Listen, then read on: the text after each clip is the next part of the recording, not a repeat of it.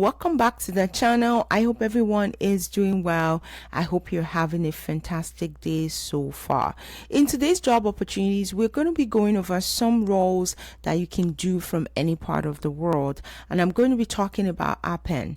So Appen is a website which allows for independent contractors, and you get to do as many hours as you like, and you can also, in some cases, do more hours to make it more of a full-time position, do less hours if you are looking for something that is more part-time. So there's a whole lot of flexibility with Appen. So right now they have opportunities that focuses on AI. So they're looking for AI trainers, so people that are expert in different fields. They're looking for them to come on board and help provide training to AI.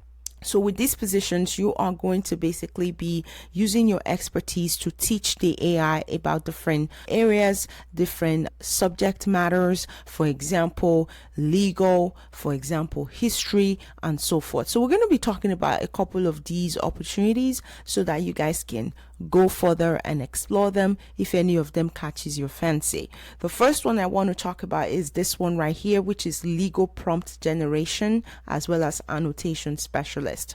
You do need to be a native English speaker, so you do need to speak English for these roles, and that is important because most of your prompts are going to be in English. And even if English is your second language, as long as you speak English fluently, then you should be okay to apply for these positions. One of the things I also want to call out with Appen is, again, these are independent contract roles, but in addition to that, there are quite some flexibility around salary as well. So you can earn, depending on where you're located. If you're located in the United States, you can earn up to $40 per hour, and if you're located outside of the US, you can potentially earn less, but the range is usually beginning from $2 all the way to $40 per hour. Let's talk about the first one. This one is legal prompt generation and annotation specialist. As I mentioned, you can work from anywhere, right? Independent contractor, project based, and it's fully remote. You get to work from home. And then it talks about what it takes to be an independent contractor, right? It talks about how you're going to be the expert to help develop complex skill-based prompts, evaluate AI responses for legal accuracy and logical soundness. So really making sure that as a human who is an expert in this field, is this how you would respond to somebody asking you questions versus the way the AI is doing it? And if there are some nuances to the way they should respond, that the AI should respond, you want to sort of help guide it so that it gets it correct the next time. So your focus, it says it right here, legal focus prompt generation, develop intricate legal scenarios. It says GPT-40, so it gives you an example of what it is already, and it talks about skill integration, talks about model refinement, and so forth. So qualification, native level fluency in English, like I mentioned before. This one does require you to have a law degree, right, because you're a legal expert. Ability to spot and explain errors in legal reasoning, interpretation, or case law application. Familiarity with AI, so that's important as well, though it's not a limitation, but it's definitely a plus in terms of what they're looking for in a person for this position. This role is ideal for someone with deep legal expertise who is passionate about contributing to the advancement of AI systems in understanding and applying legal principles. So again, as I mentioned, you have to be someone that is interested in AI. I've heard feedbacks in the past where people are like, oh, I'm just really not a fan because I feel like it could be inaccurate. But if you're someone that have that stand, it's definitely defendable. But however, someone with such a stand might be very interested in coming on board to sort of provide that oversight to ensure that doesn't happen. So those are the type of individuals that I will be calling out to as I make this video. Definitely should this be of interest to you because it's going to help avert your biggest fear. So really, I think it's really a cool job. So if you're interested, go ahead and apply for it. They have multiple open right now, so I will make sure that I include direct links to them in the description of this video so you can access them easily. I encourage people across the globe to apply for this because law varies, right? There are so many legal nuances from state to state, and even in some cases within the United States and even country to country. So it's very essential that the AI is well-rounded and is able to kind of identify those nuances. So very important. So I encourage people in variety of places to definitely explore this type of opportunity, especially if you're a lawyer or a legal person in those environments. The second one is also, again, focusing on providing insight for AI, right? And this time around is focusing on games, video games. Are you somebody that is very good with video games or like to play video games, etc.? This is really one that might be a good fit. It's a games prompt generation and annotation specialist. Again, very similar. The only difference is that you're going to be focusing primarily on games. So we're seeking games experts to create complex skill-based gaming prompts and evaluate AI responses for accuracy in game mechanics, strategy, as well as design. So these are people that are also not just only interested in playing, but also know some intricacies around the design of different video games. Okay, so engineers may fall into this category, or a lot of project managers as well, with those forehand type of knowledge on what goes on behind the scenes before a project is actually piloted, meaning like an actual invention gets published out there. So those will be the individuals that will be a good fit. So very similar to what we described in the first one before. It does also talk about response evaluation, which we talked about before, the skill integration, model refinement, and then what are they looking for, right? So say strong background in gaming, ideally with experience in game design, development,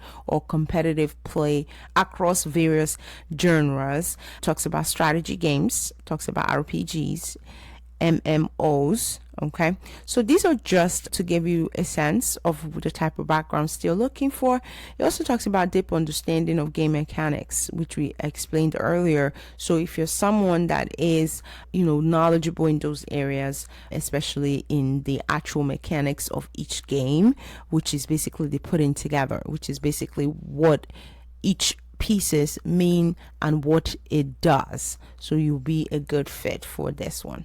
And someone who has a very good strong passion for gaming, who wants to contribute to the development of AI systems that can excel in complex game environments.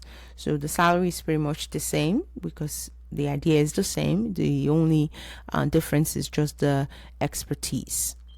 That's the second one. And then the third one, they also have this one, which is in history.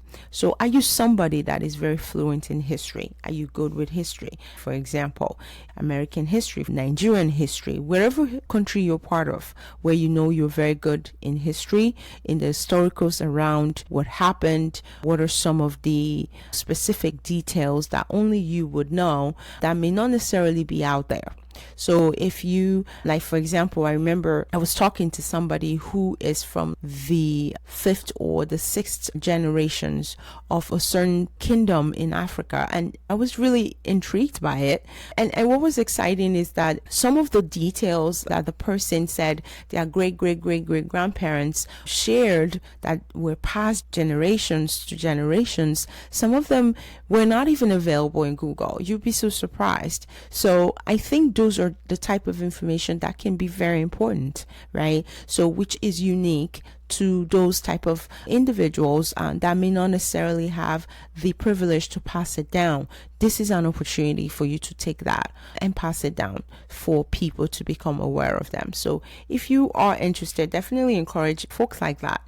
this is an opportunity. No matter where you live, as long as you have, the subject matter expertise in whatever subject it is, this is really an opportunity to pass it on to the next generation. AI is here to stay, guys. Okay, it is here to stay. So really, we just need to do the best we can to make sure that it does what we want it to do versus the other way around. So really important. All right, so that is this one, which is talking about history, very similar to the other two I talked about before, but really just focusing on history.